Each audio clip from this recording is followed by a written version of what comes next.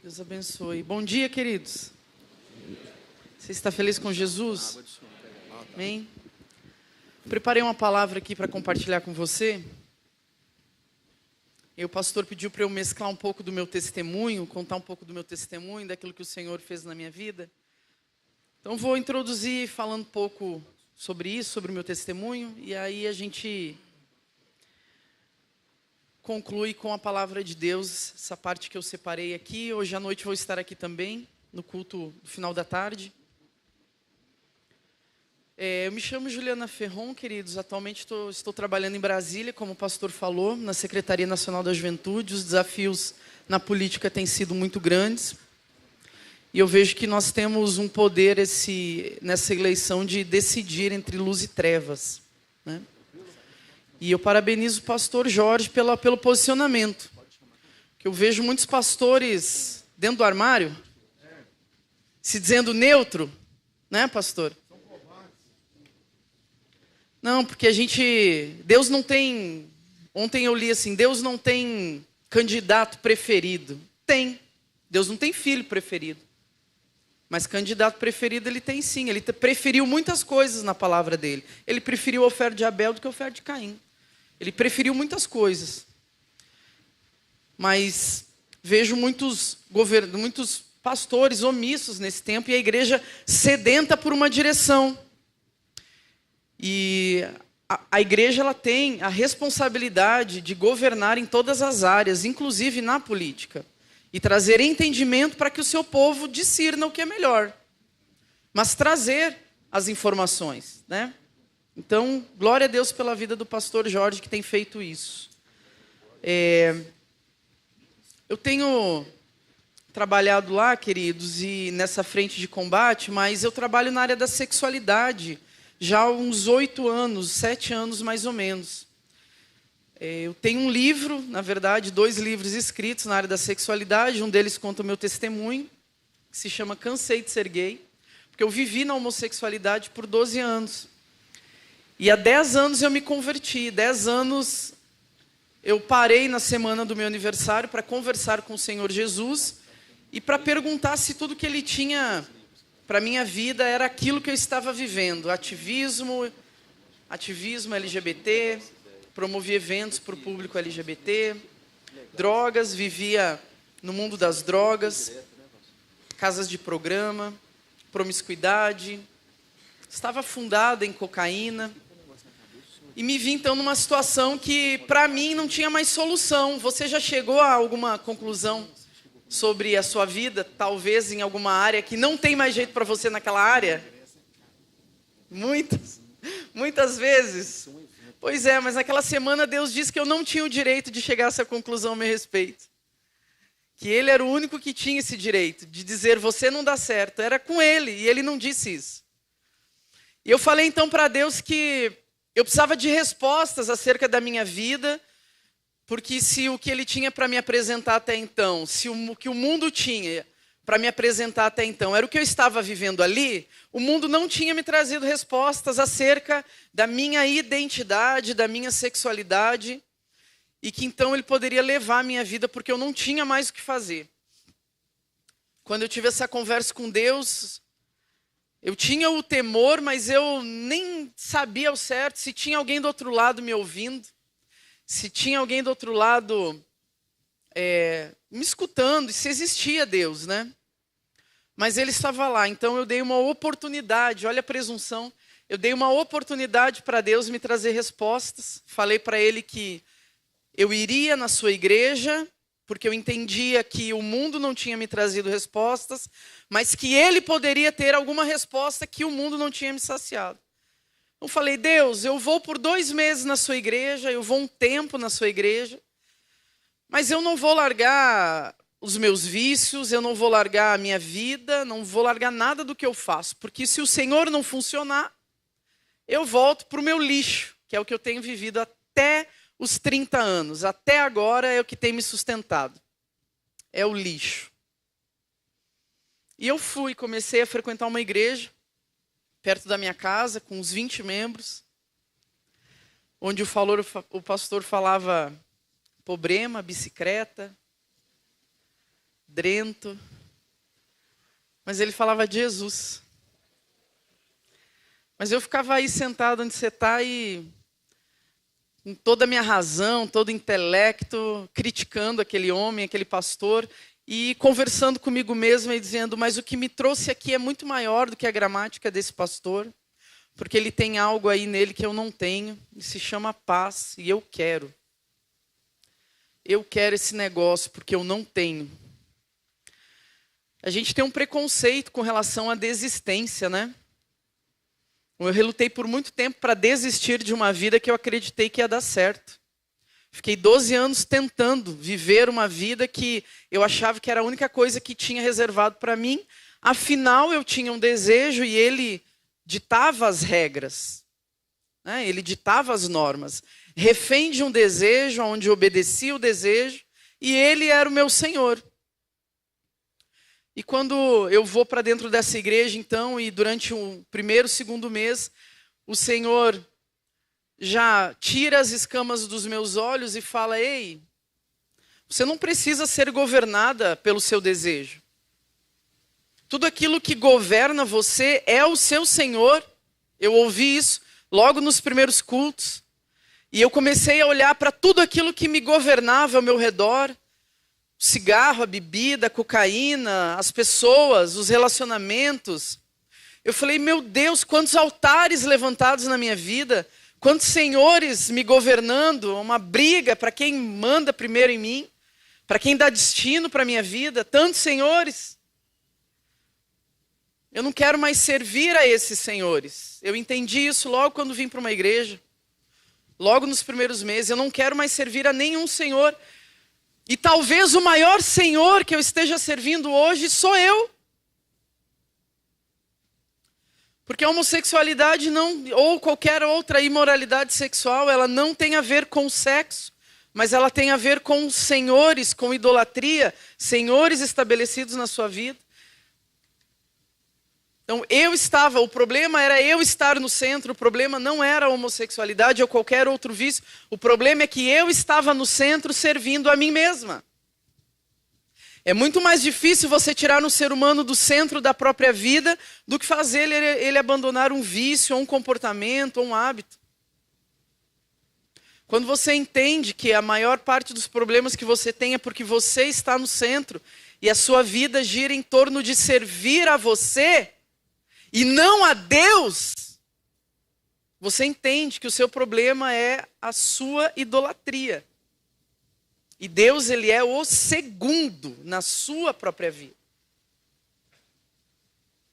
E eu entendi isso muito cedo, nos primeiros 2 meses que eu fui na igreja, e eu vi que tudo aquilo que eu estava vivendo era em torno de mim, e nunca tinha funcionado. E eu tinha todo o direito de desistir de uma vida que não funcionava. Mas existia já toda uma comunidade, já existiam amigos, já existiam... Era a minha vida, eu não sabia ser outra coisa a não ser aquilo. Porque quando eu entro numa igreja 10 anos atrás, eu entro também com o estereótipo masculino, que era como eu vivia. Eu passei 30 anos tentando ser um homem.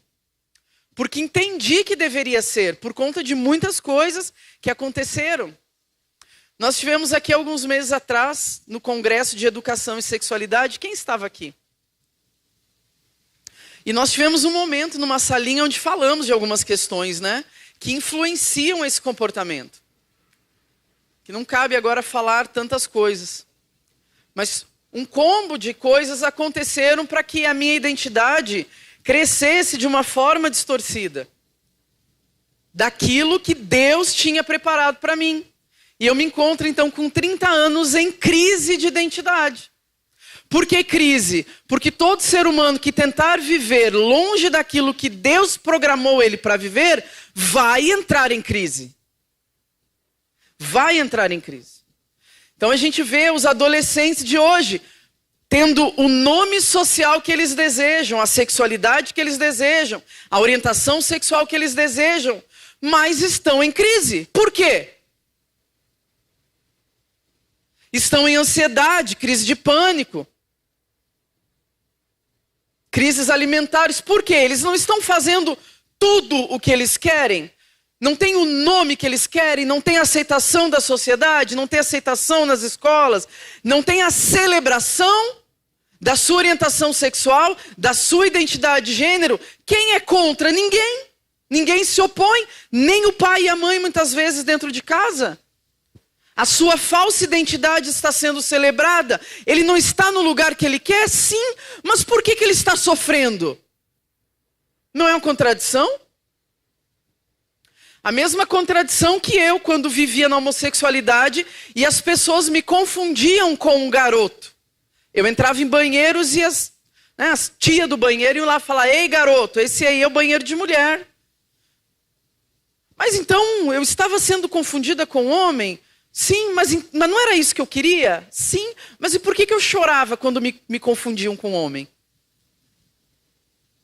Quando eu era tirada dos vestiários das lojas, porque eu ia no vestiário feminino. E as mulheres falavam: ei garoto, esse não é o vestiário de homens, o vestiário de homens é aquele. E eu dizia: mas eu não sou homem.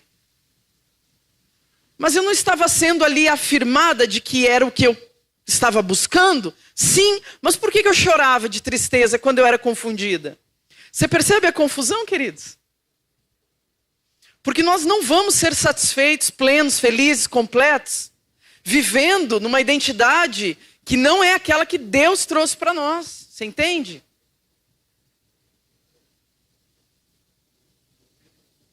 A gente não orou, né? Eu não orei, né? Vamos orar agora então. O pastor orou, mas Pai, abençoa a nossa reunião mais uma vez. Fale conosco, Senhor. Em nome de Jesus, abra os nossos corações, Espírito Santo de Deus. Toma conta, coloca os teus anjos ao redor desse lugar, guarda a nossa vida, guarda o nosso coração, guarda a nossa mente, para não pecar contra o Senhor, guarda os nossos olhos. Livra-nos do mal, Senhor, nesse tempo. Dai-nos discernimento, alinha-nos ao prumo da Tua palavra. Em momentos, Senhor, de loucura, em momentos de insanidade, traz sanidade, sobriedade sobre as nossas mentes. Que toda a fortaleza do inferno que resiste contra a Tua palavra caia por terra nas nossas mentes, nas mentes dos nossos filhos, em nome do Senhor Jesus. Amém. Seja glorificado mais uma vez, Senhor Jesus, através das nossas vidas, Pai. Amém.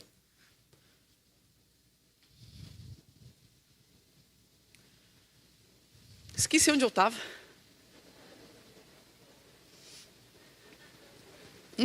Acontece, né? Mas é isso, o homem no centro da sua vontade, ele precisa de enganos todo dia para dar manutenção para os seus enganos. Hoje nós temos vivido essas manutenções de enganos que se chamam ideologias. Há 10 anos atrás não eram tão celebradas. Mas hoje você tem uma ideologia para cada ferida que você tem na vida. Porque toda ideologia é sustentada por um engano. E geralmente esse engano vem de uma dor, vem de uma ferida. O próprio feminismo se sustenta em prol de uma dor. Da mulher, da injustiça que a mulher sofreu, sofre, vem sofrendo, ok. E os homens não sofrem? Os homens não têm dores? Os homens se suicidam muito mais do que mulheres, queridos. A angústia dos homens é muito maior, ou talvez é tão grande quanto a da mulher. Mas hoje nós buscamos enganos para sustentar a nossa vida, porque parece que o evangelho não funciona para algumas áreas da nossa vida. Então a gente se entrega à imoralidade, a gente se entrega às ideologias que estão aí para amparar os nossos desejos, as nossas demandas, as demandas do homem individualista. Porque é eu primeiro, é os meus desejos, são as minhas vontades. E talvez esse seja um dos maiores problemas que nós temos enfrentado hoje dentro das famílias. A sociedade está um caos porque as famílias estão um caos. Primeiro, é um problema interno. Malaquias 4 vai dizer, uma promessa do Senhor: eis que enviarei o espírito de Elias, e ele converterá o coração dos pais aos filhos e dos filhos aos pais. Deus sabia que chegaria uma geração onde os corações não estariam voltados para dentro, para os de dentro, os corações estariam voltados para o mundo, para os de fora, para as coisas do mundo. O Senhor sabia que chegaria um tempo onde os corações precisariam de um realinhamento, de uma reconciliação, de recalcular a rota.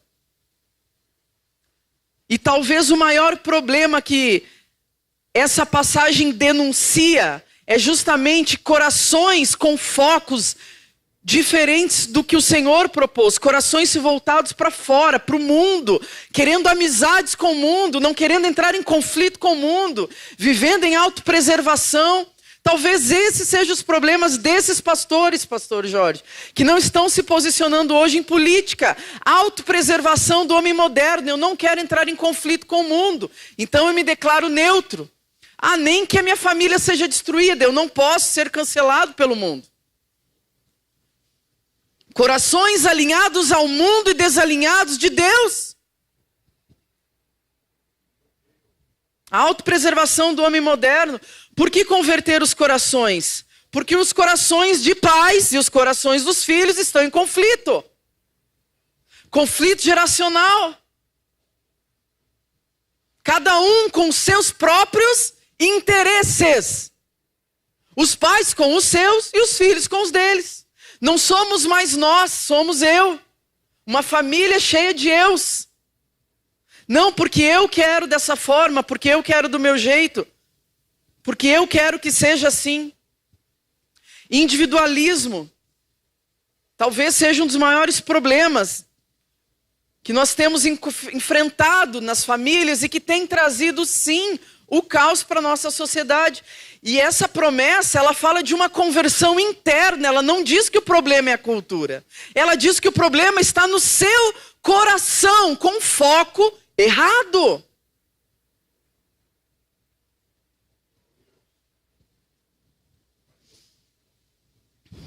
A promessa aqui de Malaquias é que ele enviará o espírito de Elias para converter o quê? O nosso comportamento? Não, o nosso coração. Aonde está o coração dos pais?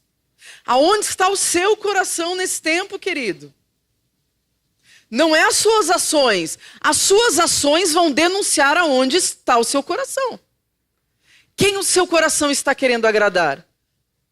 Está presente no seu comportamento. Mas quem o seu coração se importa? Com quem o seu coração realmente se importa? As suas ações só vão demonstrar quem está no centro. Juliana, isso é muito subjetivo. Qual é uma forma prática de pensar sobre isso? Divórcio. Por que os casais se divorciam? Você já conversou com um casal que quer se divorciar? Em aconselhamento? Já há muitos. Primeira pergunta que você faz para eles é: vocês se amam? Sim. Mas então por que quer divorciar? Então o problema não é a falta de amor. Então qual que é o problema? O problema é que eu quero coisas do meu jeito, eu não abro mão da minha razão, e você quer coisas do seu jeito, você não abre mão da sua razão. E ninguém cede pelo bem de nós. Porque é o individualismo que está presente. Então os divórcios que nós temos visto brotando nas nossas igrejas hoje, não é por falta de amor, é por falta de sabedoria e excesso de individualismo. Se as coisas não forem do meu jeito, porque um não abre mão da sua razão e nem o outro. Em prol do nós, do bem da família.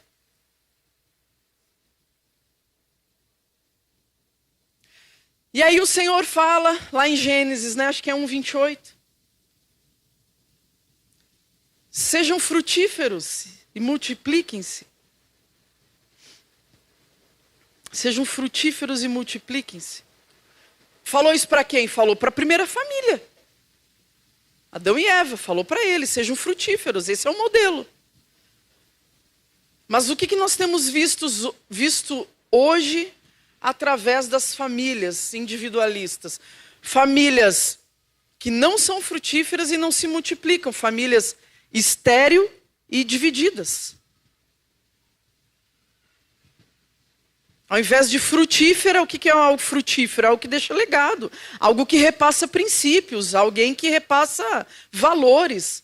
Não, as famílias hoje são estéreis, elas não conseguem, por medo dos seus filhos, elas não conseguem repassar os valores que elas receberam. Família estéril, inútil naquilo que foi chamada para ser, seca, ingrata, que morre em si mesma. E dividida, não multiplicada. Dividida por quê? Porque é cada um por si, Deus por todos. É do meu jeito, é do seu jeito, não é do nosso jeito. Retrato da queda, o individualismo talvez seja o maior responsável pelo distanciamento do coração dos pais aos filhos. E aí o Senhor deixa uma promessa, mas eu enviarei o espírito de Elias para fazer o coração se volte para dentro novamente. Porque o que nós temos visto hoje, queridos? Um rompimento afetivo. Um distanciamento silenciado de corações de pais e filhos.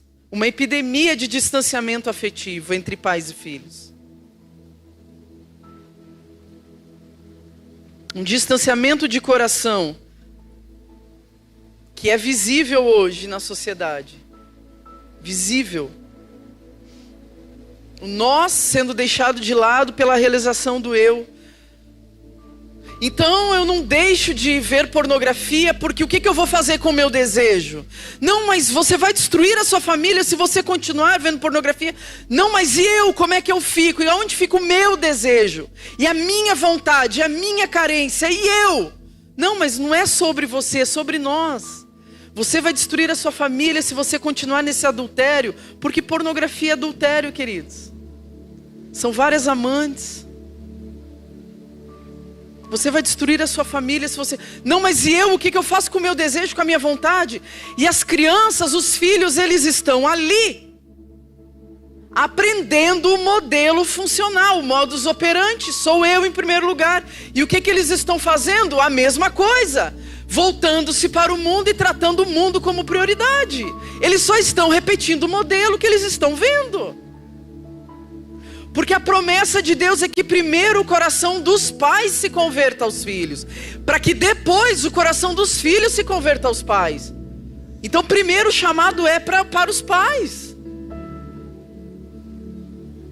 Tudo bem até aí, queridos? Faz sentido?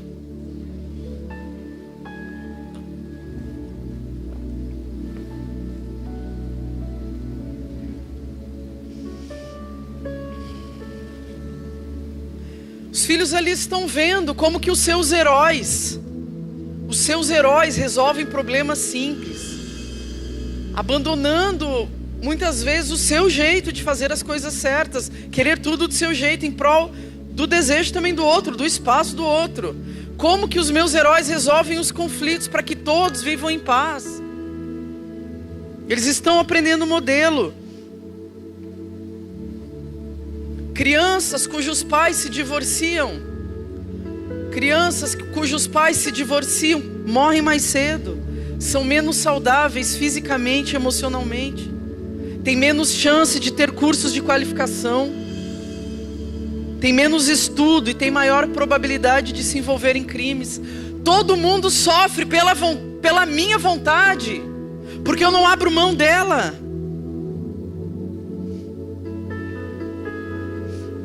Mas como você pode dizer, Juliana, que essa geração de pais está com o coração distante dos seus filhos? É a geração de pais que mais se sacrifica no trabalho para dar tudo de bom para o seu filho. É a geração de pais que mais trabalha, tem 2, 3 empregos.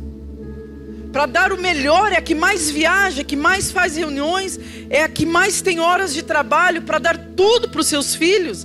É a geração que mais se sacrifica. Como você pode dizer que os seus corações não estão voltados para dentro, para o melhor dos seus filhos? Eu gostaria de trazer um ponto aqui só. À noite talvez eu consiga trazer os 2, que eu não quero me estender. Um ponto que essa geração está causando um distanciamento entre os corações E consequentemente os filhos estão repetindo o modelo de distanciamento. E o primeiro ponto é justamente esse. Tantas expectativas boas com relação ao meu filho. Ué, Juliana, mas isso não é algo bom? Criar tantas expectativas boas no meu coração com relação ao meu filho. Isso não é bom? Não é bom que o meu filho seja bom? Não é bom que o meu filho seja bom em tudo? É bom para quem? Do ponto de vista do resultado, é bom para você, que apresenta um filho perfeito para o mundo.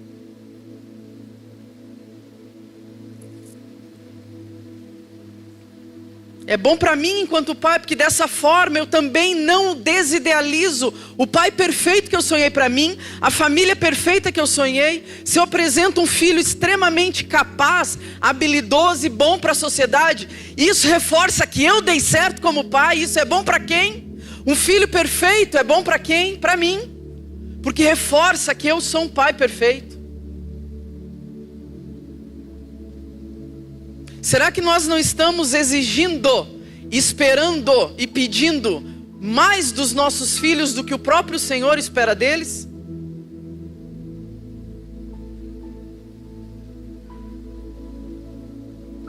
Quando você cria expectativas demais em torno do seu filho, você não dá espaço para ele errar. Você não dá espaço para ele conhecer um lado dele que ele vai ter que aprender a lidar a vida inteira, que é, eu não sou bom em tudo, e está tudo bem com isso. Quando você não dá espaço para falhas, para notas baixas, para erros, para falta de destaques. Você não dá espaço para o seu filho conhecer um outro lado dele que ele vai ter que aprender a lidar a vida inteira, que é, eu não sou bom em tudo, mas eu me amo e eu sou seguro nas minhas imperfeições. Eu aprendo a me valorizar e a me respeitar nas minhas imperfeições. E tem coisas que eu posso melhorar. Mas se em casa, se na família ele não tem espaço para se desnudar das suas imperfeições diante daqueles que ele deveria ter espaço para, aqui eu posso ser ruim, aqui eu posso ser estranho, aqui eu posso ser diferente. Não vai ser diante dos coleguinhas deles que ele vai mostrar o que ele não é bom, o que ele tem de pior.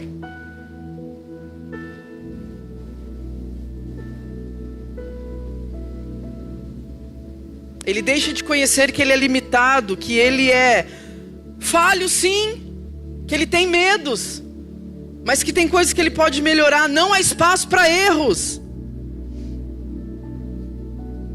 E ele precisa ter esse espaço para errar. Entre aqueles que dizem que o amam. E ter a consciência que isso faz parte dele. Que ele tem lado bom e ruim.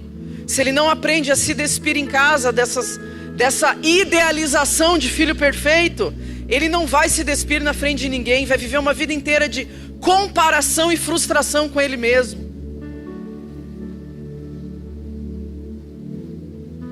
Porque é sempre esperado que eu seja o melhor, o bom, o mais bonito, o perfeito, etc. Então eu preciso correr atrás disso. E aí as identidades de gênero chegam dizendo que isso aqui é o que tem de melhor hoje para você ser.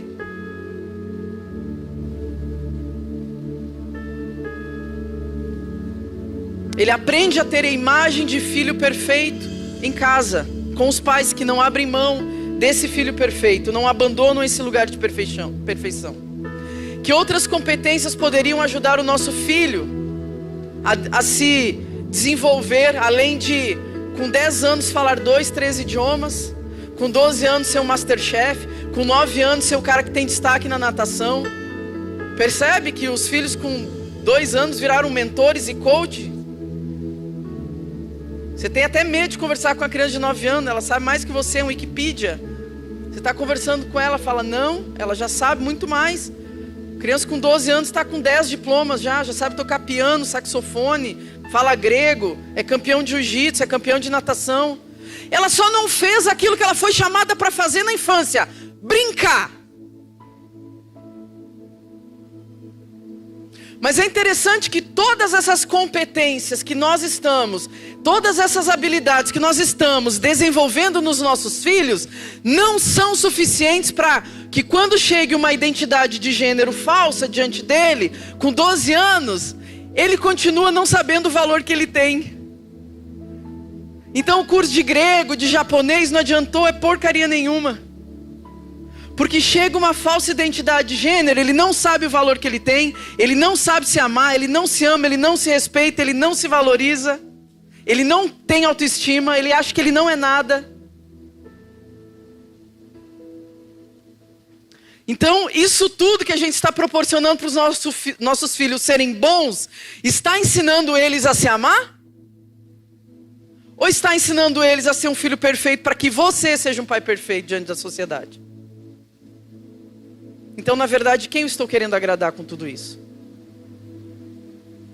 Eu não quero uma família bíblica, eu quero uma família moderna e exemplo. Isso tudo está ensinando seu filho a se respeitar, a se valorizar? Não. Já falei, prova disso são os adolescentes que não encontram nada de bom dentro deles. E por isso entregam quem eles são para as falsas identidades de gênero. Quando são ofertadas, eles olham para dentro e falam: eu não sou bom, eu não tenho nada de bom, eu não me valorizo. Então me dá essa falsa identidade, porque deve ser muito melhor do que aquilo que eu sou.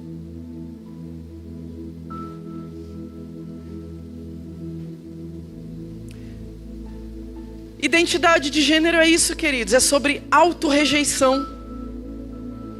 Você não sabia, eu estou aqui para dizer isso para você. Por que o seu filho não gosta de ser quem ele é? Ou melhor, por que ele quer ser outra coisa? Por que ele quer ser outra pessoa? Por que ele quer ter outro nome? Por que transgenerismo tem a ver com autorrejeição?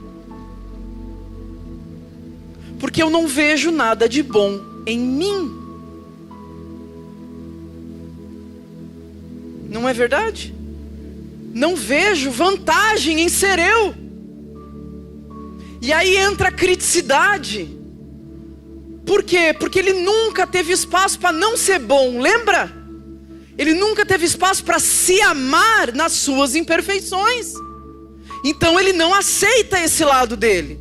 Então é o tempo inteiro comparações, porque os 2.000 amigos que ele tem na rede social têm corpos perfeitos, famílias perfeitas, viagens perfeitas, e eu não.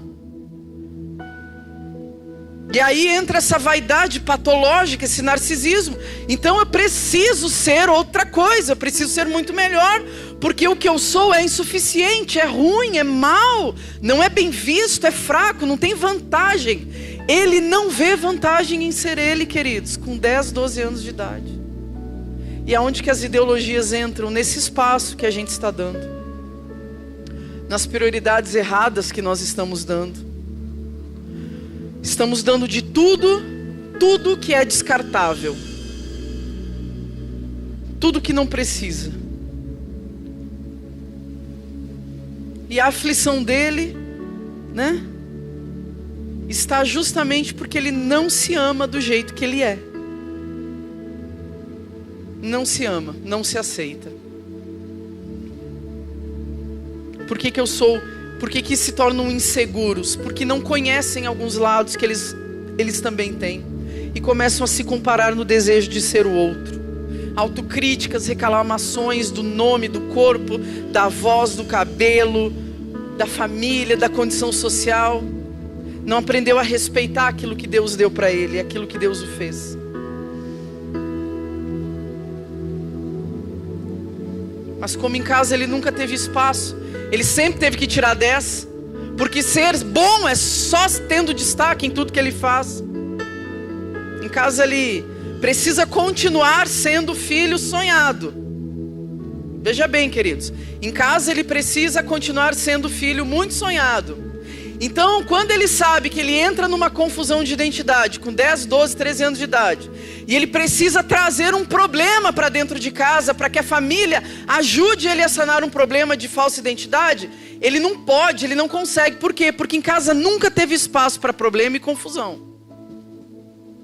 Então ele vai tirar as suas dúvidas, as suas questões profundas de crise existencial com quem?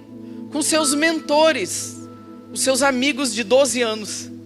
São os mentores dos nossos filhos, porque nós perdemos o lugar de autoridade. Nós perdemos o lugar de autoridade que é nosso. nós nos desautorizamos a ser autoridade na vida dos nossos filhos. Por quê? Porque nós vemos um filho com problema e nós olhamos e falamos: eu falhei como pai, eu não tenho mais autoridade sobre ele. E você mesmo se tira desse lugar de autoridade. E aí a gente quer ser só legal e se torna permissivo com os nossos filhos e não mais autoridade. E a gente hoje tem dentro de casa famílias que têm medo de perguntar algo para o filho, medo de conversar com o filho, medo de se relacionar com o filho, porque a autoridade da casa se tornou o próprio filho.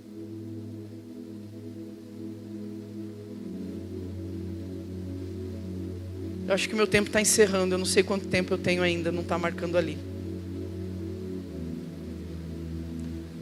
Tá, obrigado, pastor. E aí nós temos medo, por quê? Porque nós não somos mais considerados.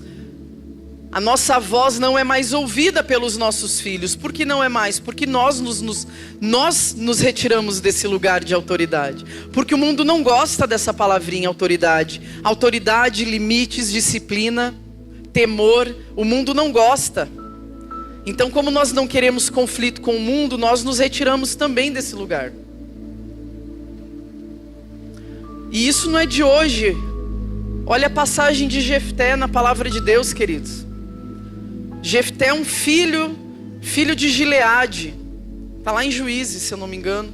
Filho de Gileade, mas também filho de uma prostituta, diz a palavra de Deus. E Jefté morava na sua casa com seus irmãos e o seu pai. E outra mãe, a sua madrasta, né? Mas os irmãos de Jefté, falaram assim: ei, você não é filho da nossa mãe. Você é filho de uma prostituta, nós não queremos você aqui, vai embora. Sai de casa, porque nós é que mandamos na casa.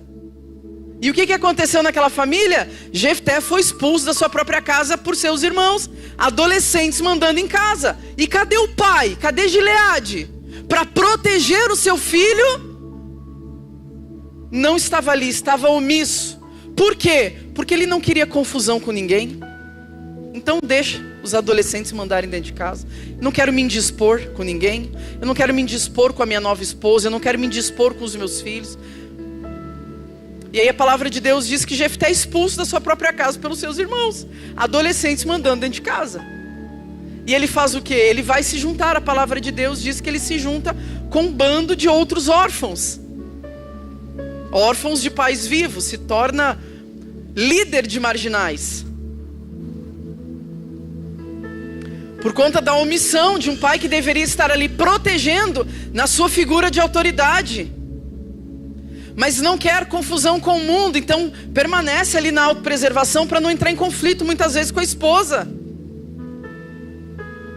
Com a nova esposa, nem com os filhos.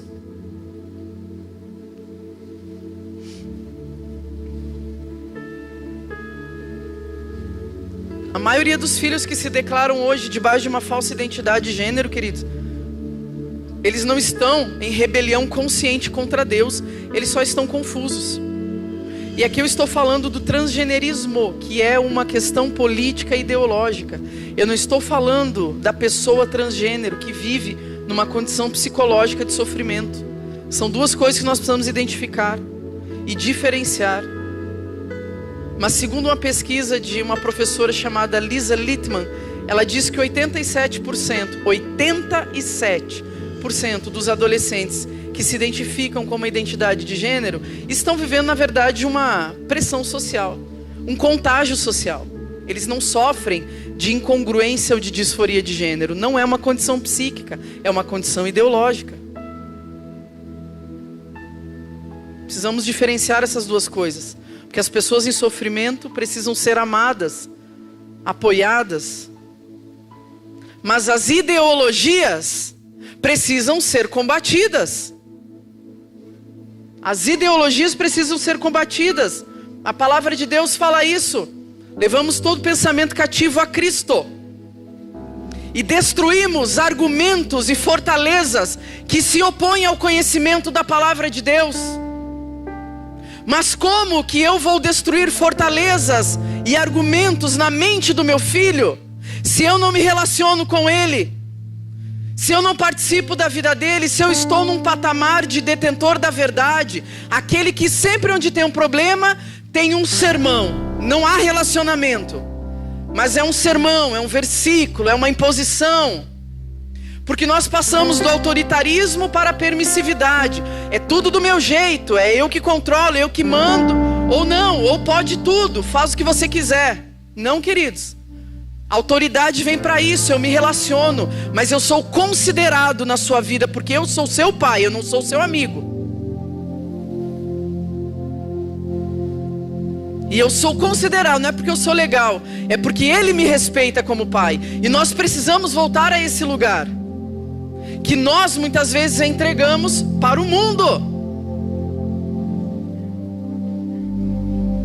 Um lugar de autoridade.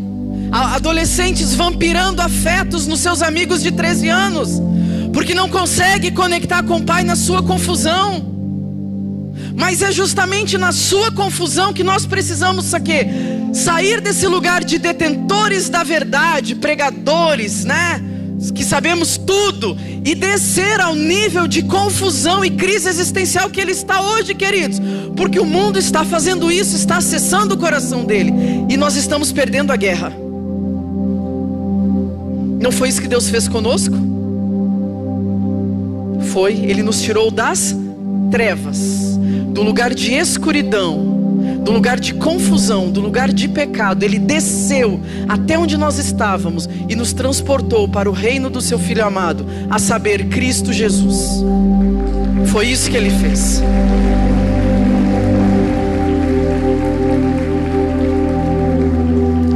O problema é que a nossa teologia humana não deixa. Então eu preciso ficar nesse lugar. E tudo que Satanás quer é que você fique aqui e o seu filho aqui, e continue com corações opostos, distantes, aonde ninguém avança e todos morrem. E o Senhor tem nos chamado para um amor estratégico no final dos tempos. Uma unção estratégica de conversão de coração. E essa unção, queridos, a unção de Elias é a unção de arrependimento. E você tem todo o direito de recalcular a rota, se você não está com o seu coração voltado para os seus. Ou talvez o seu coração esteja orgulhoso até hoje, porque você tem feito tudo do seu jeito. E talvez o primeiro arrependimento que o Senhor tenha nos chamado é para que você converta o seu coração a Ele, como filho, para que você possa ser um bom pai. Nosso coração voltado a Deus. Mas o Senhor prometeu uma unção diferente para os últimos tempos. E eu declaro essa unção de Elias, de coragem, de arrependimento sobre a sua vida. Uma unção de coragem, aonde você vê o mal na sua casa e você não fica passivo, mas você tem coragem de ir lá e dizer: ei, meu filho, me perdoa, porque até aqui tem sido tudo do meu jeito e não vai ser mais assim. Me perdoa porque eu nunca estive aqui.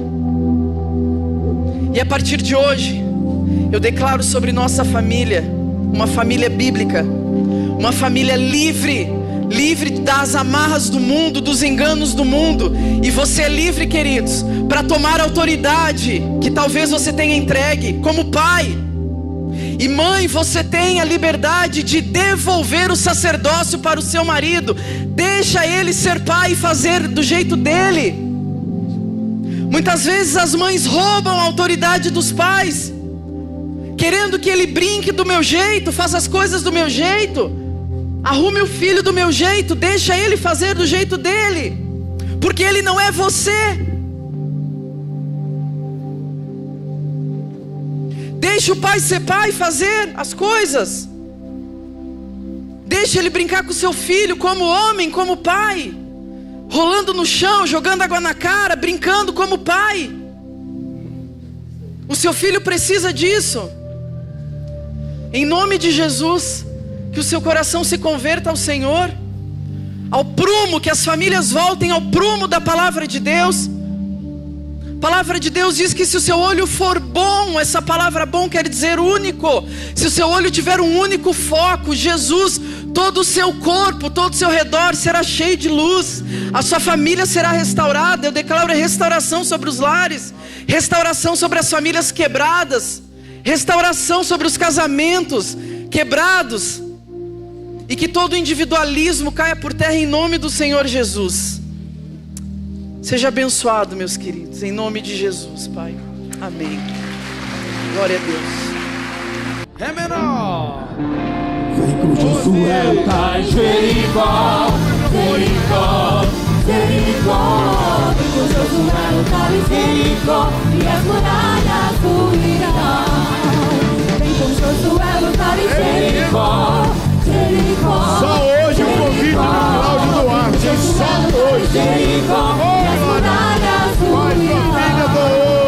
Suba os montes devagar, que o Senhor vai guerrear. Cerque os muros para mim, pois Jericó chegou ao fim. Vem com Josué lutar em Jericó, Jericó, Jericó. Vem com Josué lutar em Jericó, e as muralhas ruirão. Suba os montes devagar. Vai, voltou no início. Cerque os muros para mim, pois Jericó. As trombetas soarão, abalando o céu e chão. Cerque os muros para mim, pois Jericó chegou ao fim. Vem com Josué lutar em Jericó, Jericó, Jericó. Vem com Josué lutar em Jericó, e as muralhas ruirão, e as muralhas ruirão, e as muralhas. Aê, todo mundo tem que ganhar bombom. Tem alguém que não ganhou bombom? Adultos, peçam bombom para você trazer, igual a irmã trouxe. Aê! Ganhou? Ô Nando, ganhou? Pega aí, não. Você quer? Tem que trazer 50 domingo. Ô, glória a Deus! Deixa eu te dar. Todos ganharam? Tem almoço lá na praça de alimentação, hein? Glória a Deus! Você não ganhou, não? Ah, você é o Rafael? Como é que você chama? Opa! Foi seu aniversário, né? Então ajoelha aí comigo, Vitor. Aí, deixa eu dar aqui a você. Não deixa ninguém embora sem ganhar o bombom, não. Você ganhou? Gente, essas crianças olham pra mim com tanto amor que eu fico assim até... Aê! Vamos lá. E as muralhas... Não deixa a menina ir embora sem bombom, não, hein?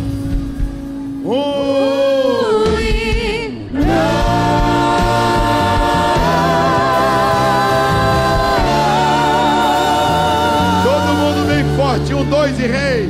1, 2...